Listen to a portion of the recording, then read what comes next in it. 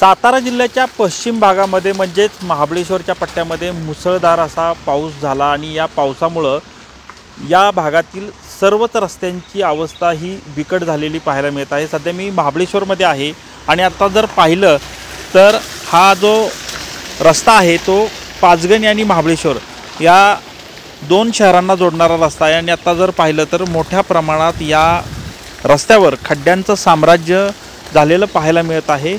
अनेक पर्यटक जे आहेत ते पुणे, मुंबई, गुजरात या भागातून या ठिकाणी येत असतात, मात्र या पडलेल्या खड्ड्यांमुळे चांगलीच त्यांची दयनीय अवस्था या ठिकाणी होते।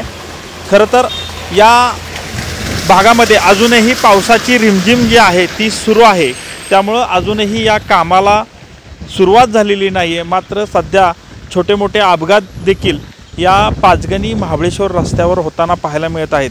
आता जर पाहिलं तर या रस्त्याला पूर्णपणे असेच स्वरूप खड्ड्यांचे या ठिकाणी पाहायला मिळत आहे।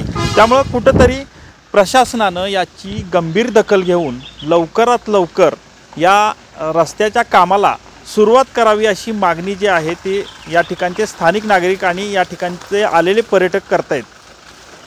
कॅमेरामन आमिर शेख सह संतोष नलावडे, TV9 मराठी, सातारा।